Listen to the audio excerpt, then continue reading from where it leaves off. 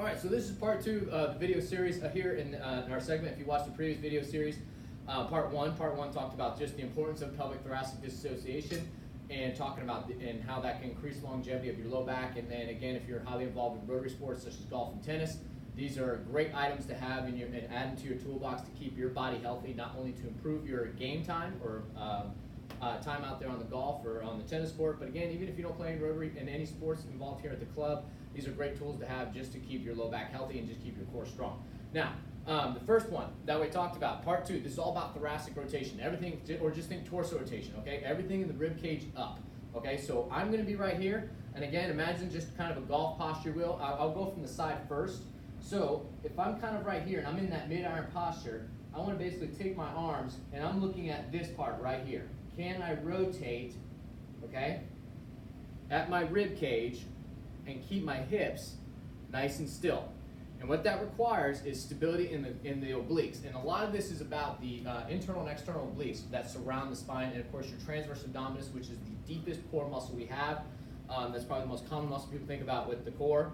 And that's the one that surrounds the spine, and that's the big one that really helps protect our back, okay? So what we're gonna do is just a real simple exercise, okay? I'm gonna show you a strengthening exercise followed by a mobility exercise that we can use easily to help improve not only range of motion in the thoracic cavity, again, rib cage up, that's this area right here when I say thoracic cavity, and also improve strength as far as being able to lock down the hips and turn. So the first one is called a cable rotation, okay? So what we're gonna do, actually I'll show you two right here. One is just a simple cable punch where the whole goal is to maintain stability. So I want your feet shoulder width apart, and you're gonna drive your arms straight out, hold it, come back in, drive out, hold it, and then come back in. And you can hold it out there for 1 second, 2 seconds, 5 seconds, doesn't matter. Again, I would say ideally, depending on how long you're gonna hold it out there, this is all considered what's called anti-rotation. Basically, the cable's gonna wanna try and pull me back in. You wanna be able to stabilize that position, and that's gonna help fire everything through here, okay? That would be just a great stability exercise, number one. And number two, or once you have that down, let's go to number two, the cable rotation, okay? Right here. So again, I'm gonna start in the same position. I'm gonna come out to 10 o'clock. Let me scoot out a little further. I'm gonna come out to 10 o'clock, and then go to 2, come out to 10, back to 2. And so my goal here is to keep my hips as still as possible and my belly button straight ahead. And I always say keep your head still too, because wherever the head goes, the body will follow. So if I turn into it, people are gonna turn their hips without even really knowing it. So again, right here. So it's a very small rotation, just moving in the rib cage, but that rib cage movement allows me to be here, and that small movement's really gonna allow me to really fire and activate those obliques, okay? So like I said, it's a deep core muscle, but it's also gonna hit your obliques really hard.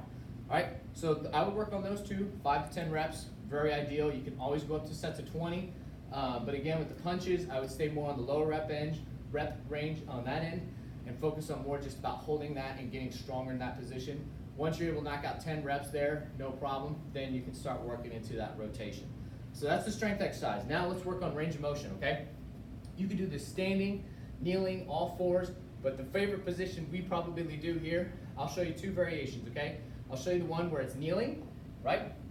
Actually, I'll switch here, I'll go this leg. So you're gonna go hands on the floor, right here, and all I want you to do is reach up, here, and then you're gonna come back down.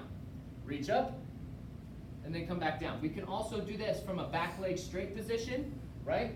If you guys have ever been here, we call that the groiner with the reach. So you're in that groiner position, reaching up, or we can always go from an all four position and then using just the arm to open up here. So we're here, fingertips are gonna be behind the ears. I'm gonna close in, open up, close in, and open up. So again, whether you wanna go half kneeling, which is half kneeling here, with one leg up, back leg straight, or all fours, those are all great variations of that exercise. Again, 10 reps is very ideal. If you always wanna up that to 20, be my guest, but again, it's about quality of movement, not so much quantity, so I would say 10 reps is kind of the magic number. Okay. Let's do one more, we'll call it a day. Call it a day.